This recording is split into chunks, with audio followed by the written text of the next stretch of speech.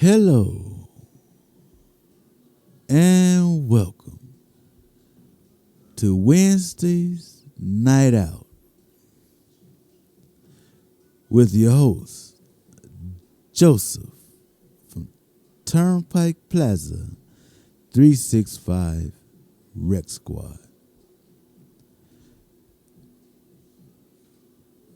Tonight, we will be reading from the book, The 7 Habits of Highly Effective People.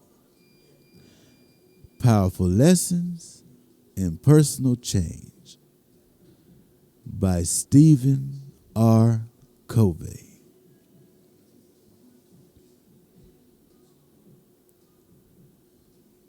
Foreword. The world has changed dramatically since The 7 Habits of Highly Effective People was first published.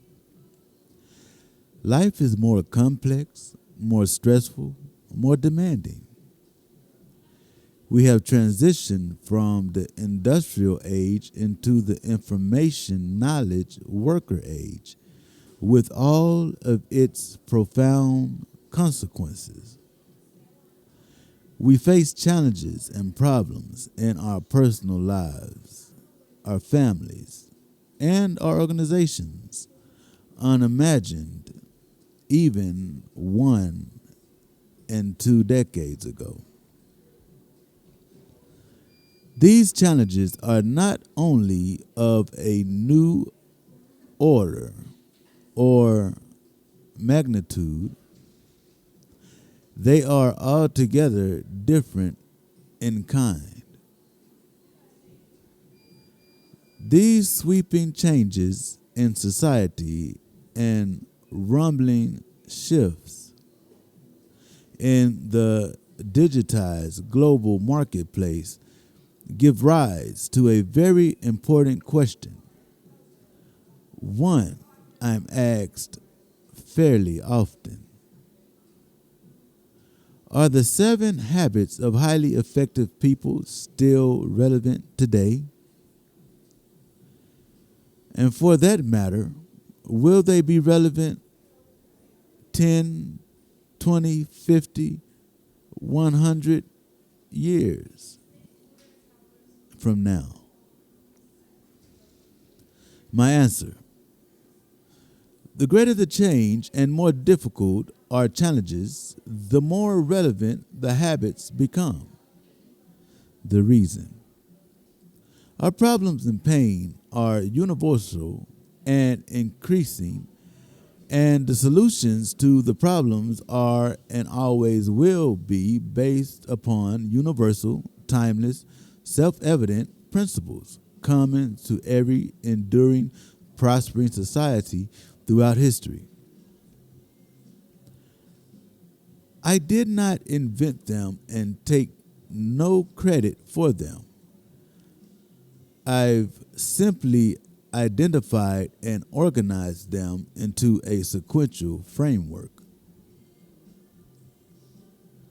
One of the most profound learnings of my life is this: if you want to achieve your highest aspirations and overcome your greatest challenges, identify and apply the principle or natural law that governs the results you seek.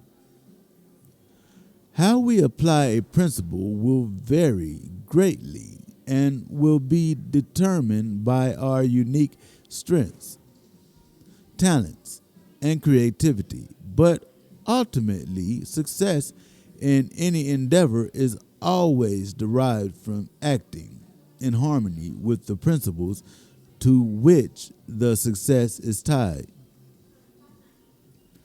Many people do think this way, at least consciously. In fact, you will increasingly find that principled solutions stand in stark contrast to the common practices and thinking of our popular culture. Allow me to illustrate this contrast with a few of the most common human challenges we face. Fear and insecurity. So many people today are gripped with a sense of fear. They fear for the future. They feel vulnerable in the working place. They are afraid of losing their jobs and their ability to provide for their families. This vulnerability often fosters a resignation to riskless living and to codependency with others at work and at home. Our culture's common response to this problem is to become more and more independent. I'm going to focus on me and mine. I'll do my job, do it well, and get on to my real joys off the job. Independence is an important, even vital value and achievement. The problem is we live in an interdependent reality, and our most important accomplishments require interdependency skills well beyond our present abilities. I want it now. People want things and want them now. I want money. I want a nice big house, a nice car, the biggest and best entertainment center. I want it all, and I deserve it. Though today's credit card society makes it easy to get now and pay later, economic realities eventually set in. And we are reminded, sometimes painfully, that our purchases cannot outstrip our ongoing ability to produce. Pretending otherwise is unsustainable. The demands of interest are unrelenting and unforgiving. Even working hard is not enough. With the dizzying rate of change in technology and increasing competition driven by the globalization of markets and technology, we must not only be educated, we must constantly re-educate and reinvent ourselves. We must develop our minds and continually sharpen and invest in the development of our competencies to avoid becoming obsolete. At work, the bosses drive results, and for good reason. Competition is fierce. Survival is at stake. The need to produce today is today's reality and represents the demands of capital. But the real mantra of success is sustainability and growth.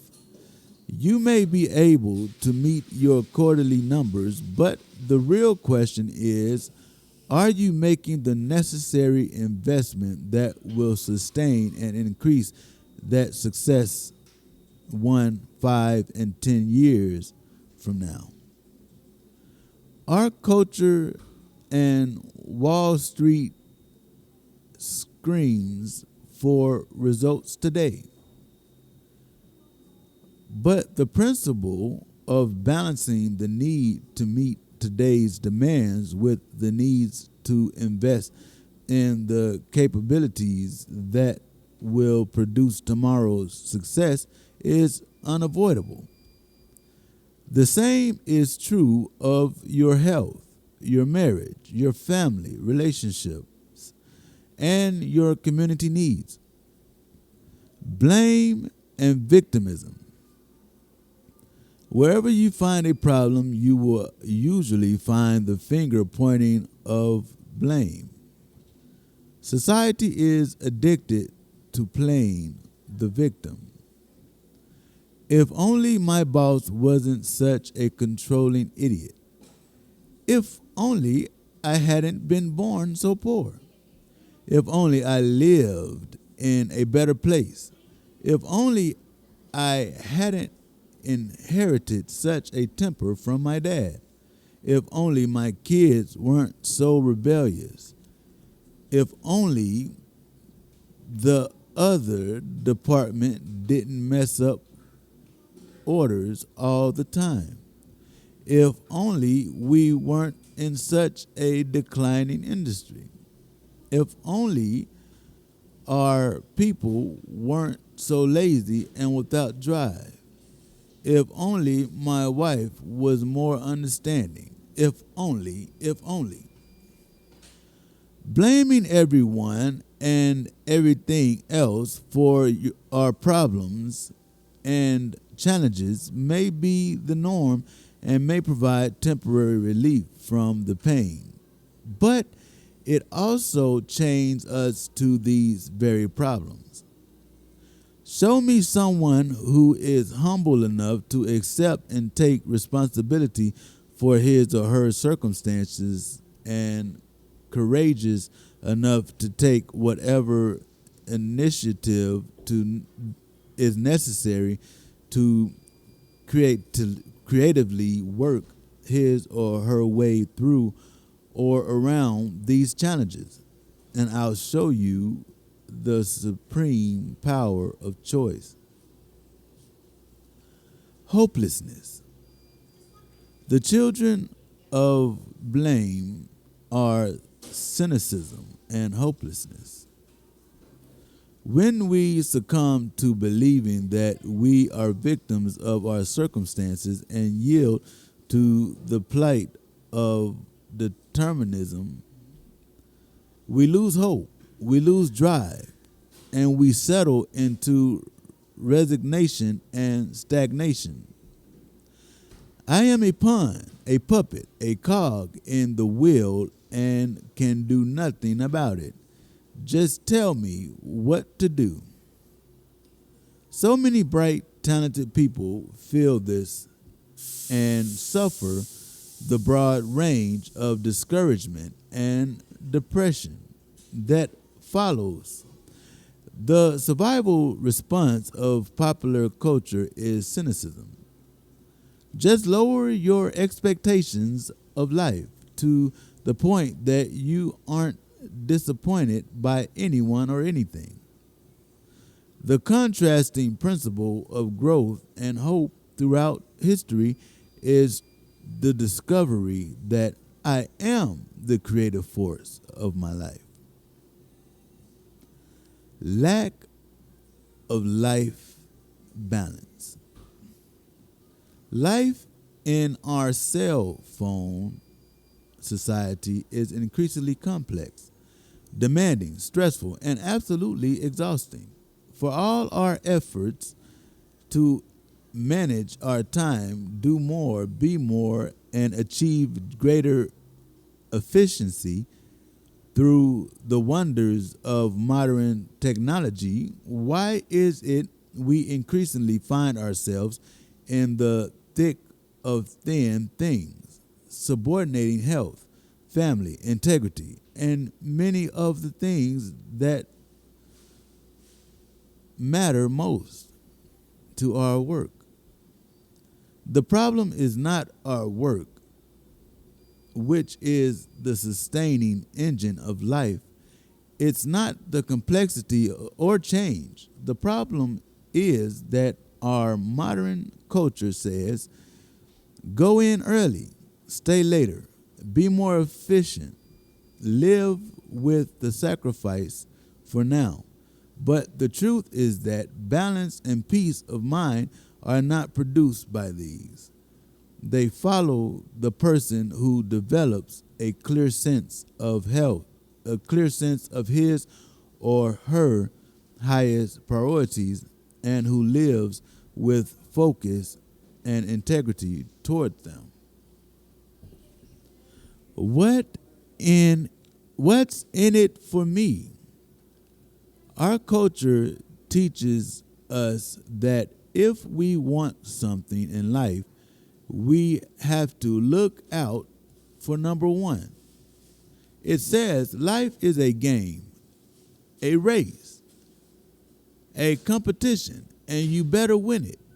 Schoolmates, work colleagues, even family members are seen as competitors. The more they win, the less there is for you.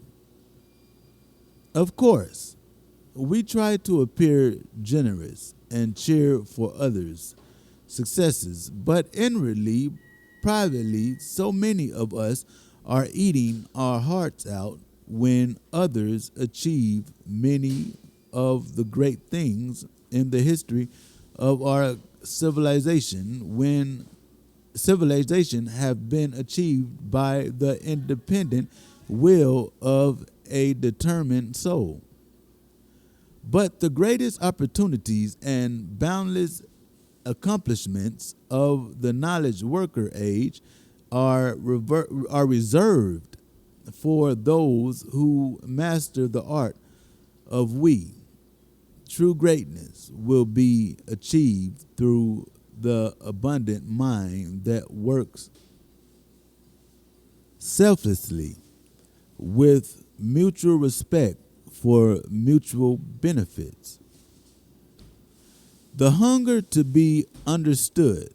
Few needs of the human heart are greater than the need to be understood, to have a voice that is heard, respected, and valued, to have influence. Most believe that the key to influence is communication, getting your point across clearly and speaking persuasively. In fact, if you think about it, don't you find that while others are speaking to you instead of really listening to understand, you are often busy preparing your response? The real beginning of influence comes as others sense you are being influenced by them, when they feel understood by you, that you have listened deeply and sincerely, and that you are open.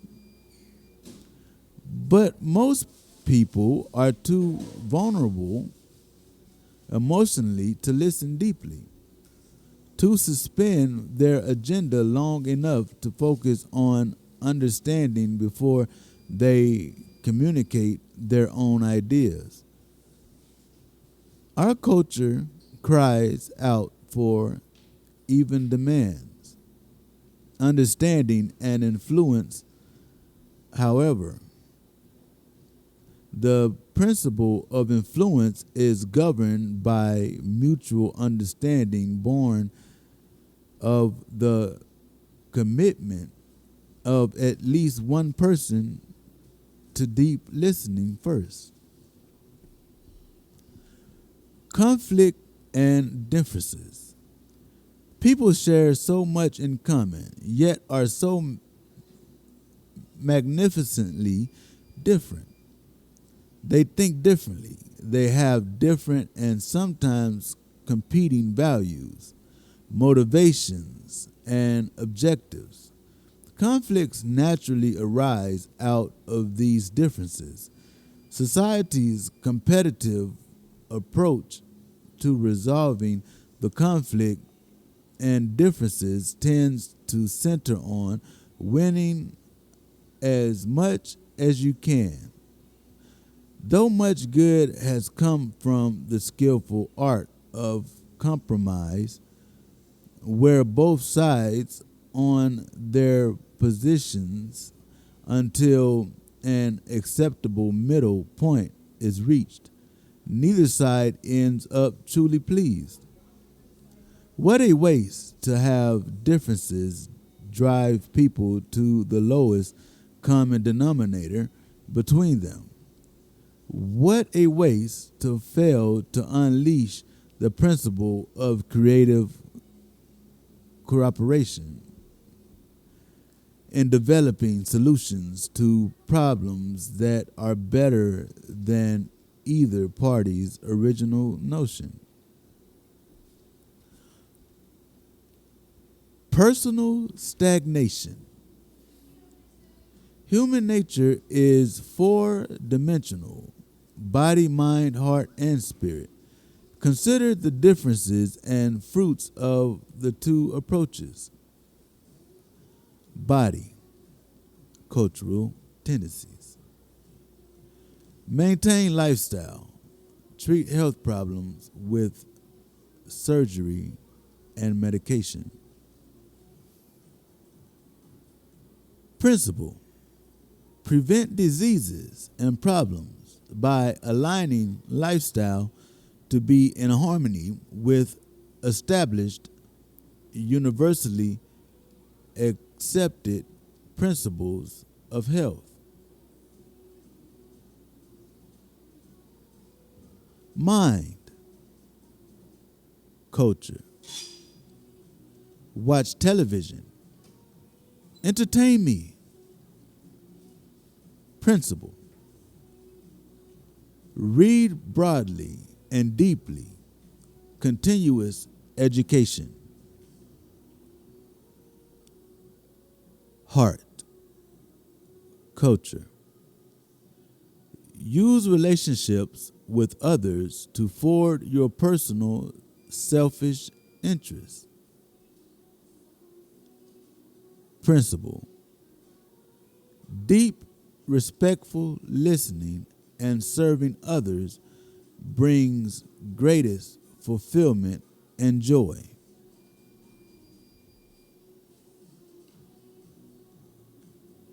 Spirit, culture. Succumb to growing secularism and cynicism. Principle. Recognize that the source of our basic need for meaning and of the positive things we seek in life is principles, which natural laws I personally believe have their source in God. I invite you to keep both these universal challenges and your own unique needs and challenges in mind.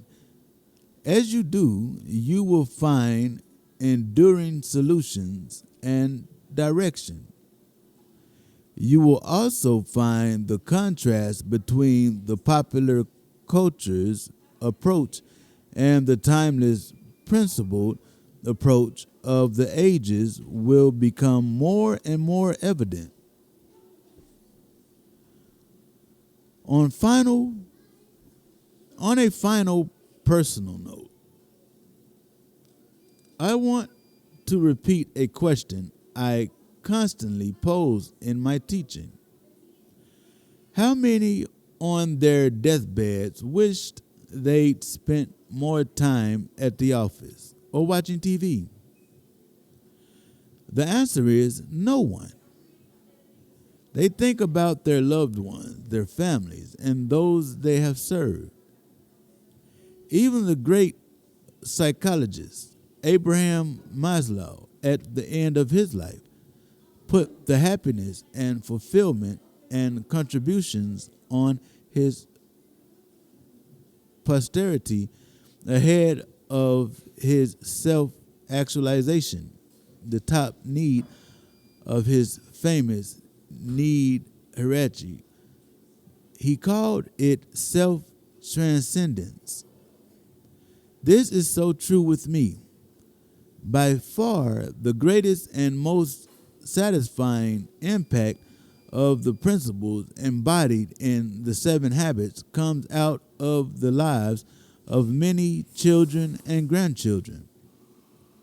For example, My 19-year-old granddaughter, Shannon, was drawn to serve the orphans of Romania and wrote Sandra and me of an epiphany one day after a little sick child threw up on her and then reached out for a hug. In that moment, Shannon inwardly resolved, I don't want to live a selfish life anymore. I must spend my life in service. As of this writing, she has returned to Romania and is still serving the people. All of our children are married and with their spouses have developed principle-based mission statements focused on service. To see them live these mission statements gives us joy in our posterity. As you now commence reading The 7 Habits of Highly Effective People, I also promise you an exciting learning adventure. Share with your loved ones with what you are learning. And most important, start applying what you are learning. Remember, to learn and not to do is really not to learn. To know and not to do is really not to know. I have personally found living the 7 habits a constant struggle, primarily because the better you get, the very nature of the challenge changes. Just like skiing, playing golf, tennis, or any sport does, because I sincerely work and struggle every day at living these principle embodied habits. I warmly join you in this adventure. Stephen R. Covey. Stephen.covey@franklincovey.com. www.stephencovey.com. Provo, Utah, January 24, 2004. The 7 Habits of Highly Effective People.